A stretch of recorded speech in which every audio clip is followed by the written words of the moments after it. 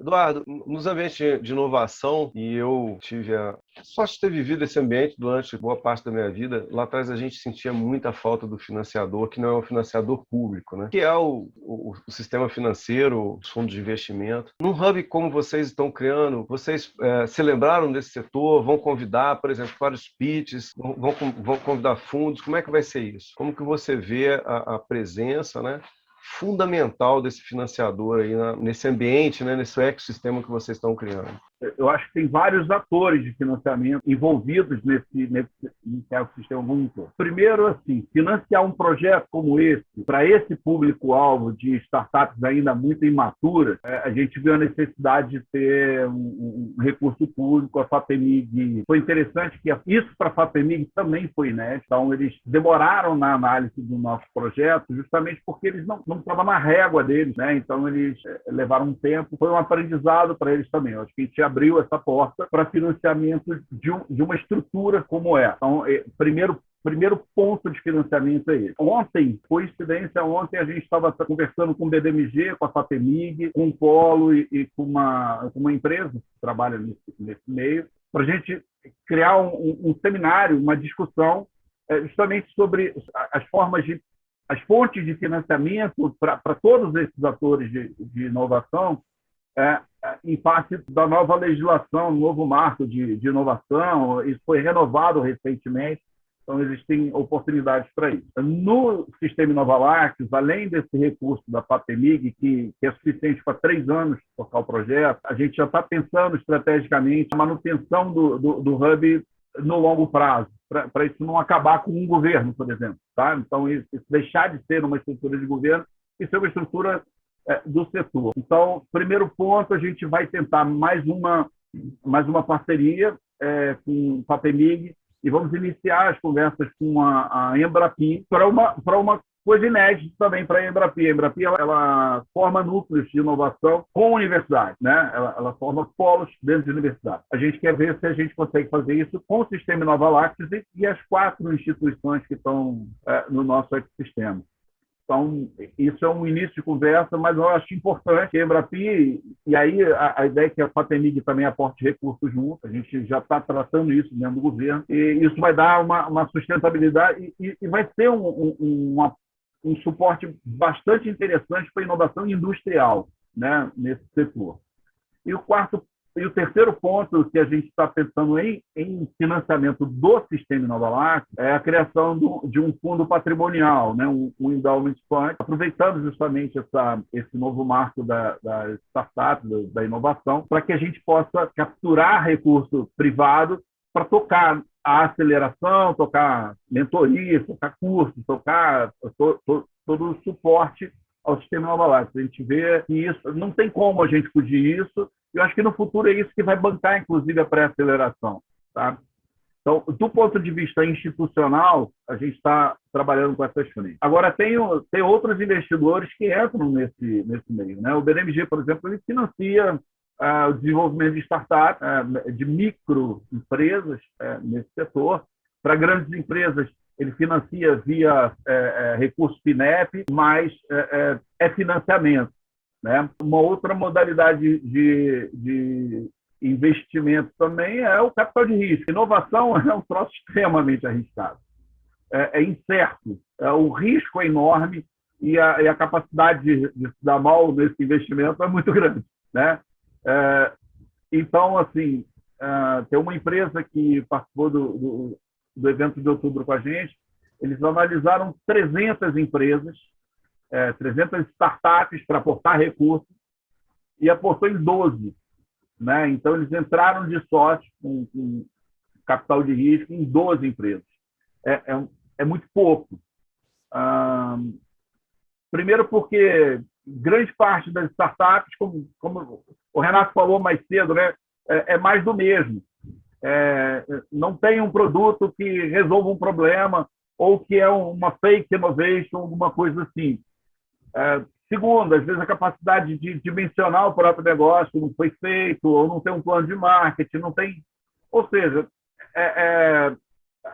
está muito no campo da especulação e muito pouco um projeto real e com chance de monetizar aquilo. Então, o que a gente espera é que a gente possa melhorar essa capacidade das empresas de fazerem projetos reais e fazerem projetos sérios, para que a gente possa captar mais recursos também. A gente não, né? Essas startups possam também captar recursos para que elas possam ganhar escala lá na frente. Então, também são parceiros disso aí, faz parte do ecossistema de inovação, essas empresas de capital de risco, e lá na frente elas vão injetar recursos nessas startups se elas tiverem um bom projeto, um bom produto, uma capacidade de monetizar esses investimentos. Assim, basicamente, investimento nessa área, eu acho que... E eu vejo uma oportunidade também nisso, no setor de leite. Né? Aí, falando de investimento dos atores também na cadeia. Uma coisa que a gente discutiu em outubro, por exemplo, o barter é uma coisa muito pouco feita para produtor de leite. Né? Talvez caiba uma inovação aí, né? Algum tipo de fintech que entre nesse meio, com um fundo garantidor que possa, ao invés de usar uma CPR, que raramente é emitida nesse meio, quem sabe um fundo garantidor que possa sustentar isso. Então, eu acho que existem oportunidades também nessa área de finanças que podem vir inovações aí bastante interessantes nesse meio. Não. Eduardo, conduzindo para o final, tem um take-off, né, norte-americano, mas eu acho que a gente ia estender muito aqui. Eu queria convidar o seguinte, o Renato para fazer umas considerações finais, de forma rápida, o Álvaro também, e você fecha, você encerra a nossa apresentação. Eu já agradeço enormemente a participação de vocês. É um canal muito jovem, o canal da Infinity Agro, mas espero trazer sempre gente com conhecimento de causa que vocês têm, né? E eu deixo meus agradecimentos. Renato, faz suas considerações finais, Álvaro, na sequência, e Eduardo encerra. Obrigado. Eu ia até fazer uma pergunta, mas eu estou para o Eduardo antes, mas vou até colocar isso como um comentário, e, se não me engano, foi o Álvaro que mencionou alguma coisa dos diferentes elos da cadeia. Deixar um desafio, Eduardo, e para quem estiver ouvindo também, e pensar em trabalhar com desenvolvimento de inovação num modelo como um hub. Por acaso, eu trabalhei durante 20 anos na cadeia de lácteos, e eu fui um dos que alguém citou aí, não, a dificuldade de mão de obra saiu fora. Eu saí fora em 2008. Uma coisa, eu cheguei a ser presidente da Associação de Produtores e tudo. Uma coisa que sempre me chamou a atenção era como as coisas não funcionavam na cadeia, porque alguém tratava a informação que era importante para a cadeia como se fosse informação estratégica para ele. E se eu negava dos elos, dos outros elos, e mesmo dos elos que estão ali do lado dele, negociando com ele. Então, muitos problemas não eram resolvidos ou até não eram evitados porque alguém detinha informação, como você mencionou, o produto não gira. Supermercado, às vezes, o produto não gira e ele não fala para a indústria, porque, de alguma forma, ele entende que essa informação vai vazar para o concorrente dele, supermercadista. E aí essa coisa vai dentro da cadeia toda e chega lá no produtor, com o tal do efeito chicote. Quanto mais longe você tiver da fonte do problema, o problema é maior. E ele chega no produtor, você poderia ser evitado no meio da cadeia. Então, se você quer desenvolver inovação, de alguma forma é um desafio fazer com que os elos da cadeia entendam que para ter, então, a inovação tem que ter conhecimento do problema. Para ter conhecimento do problema não pode ter subterfúgio, não pode ter muita coisa de tratar tudo como muito estratégico, senão coisa não avança para a cadeia como um todo. Obrigado, Renato. Primeiro, agradecer ao Eduardo, ao Renato, também ao Abel, nessa nossa parceria, junto da Infinity Agro, e essa será a primeira de muitas reuniões e bate-papos que nem esse, né? Eu queria, assim, cumprimentar o Eduardo, que, pegando essa fala do próprio Renato, que é o seguinte: eu percebi nas duas reuniões que assisti, né, que os elos da cadeia estavam todos ali. Você tinha produtor, tinha os pesquisadores, tinha a indústria, tinha o supermercado e, por consequência, o consumidor estava ali representado, né?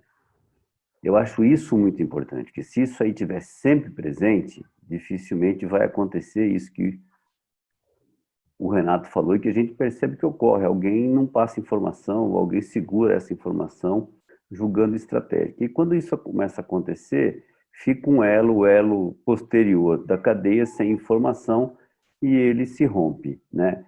E cadeia, né, produtiva ou corrente mesmo, né? Ela é tão forte quanto ela consegue, quanto o seu elo mais fraco, né? Ela tem a ver com esse elo mais fraco. Se ela não conseguir juntar esse elo mais fraco, ela não vai acontecer. Então, eu fiquei muito feliz quando eu vi aquela reunião, que eu vi todos os atores sentados e dando opinião. Então, é nesse sentido que eu queria deixar a minha mensagem e o agradecimento ao Eduardo e ao Renato por estarem aqui com a gente. Eduardo, finaliza para a gente. Legal. Só agradecer mesmo a vocês. Bacana o papo e, como sempre, é bom conversar com vocês. Esse é um projeto que nasceu no Estado, nasceu dentro da Secretaria de Agricultura, encontrou apoio dentro da Secretaria de Desenvolvimento Econômico, na FAPEMIG, nessas franjas de Estado, nessas estruturas de Estado, mas que logo foi abraçado pela iniciativa privada. A gente conseguiu reunir instituições em todos os elos da cadeia. Nós trouxemos para conversar e debater colega que mora na Alemanha, o Klaus, por exemplo. Ou seja, essa ideia de trazer representantes desde o cara da associação das rações, de produtos veterinários, de máquinas, implementos, assim, passando por produtor, passando por indústria, passando por até chegar no varejo. E isso acaba que tira um pouco da responsabilidade futura de ser um projeto de governo para ser um projeto da cadeia, né? E a execução do polo do leite, também a parte operacional, isso vai, eu acho que garantir que isso sobreviva independente de governo, que eu acho que é o grande ponto, com muito pouco recurso público. A gente está fazendo isso. Obviamente, tem as estruturas das universidades públicas que estão envolvidas nisso. Isso tem um capital, né, colocado nisso, sobretudo um capital humano. Sem isso não se faz. Mas, assim, fazer disso um projeto que independa de governo, que eu acho que é o grande barato, que me dá prazer de fazer isso, né? E deixar isso como um legado mesmo para a cadeia. Vamos ver se a gente consegue perdurar nessa linha de projetos, pelo menos por mais algum tempo aí, que isso não morra. Mas obrigado aí pela oportunidade de conversar com vocês e até a próxima. Obrigado. Obrigado. Bom, já agradecemos, né? Obrigado a todos e vamos para as próximas aí, gente. Um grande abraço. Um abraço a você. Queria só, eu fiquei concentrado em falar sobre colocar para o Eduardo, eu acabei não agradecendo a oportunidade e queria só dizer agradecer, dizer que foi um prazer e que eu estou à disposição.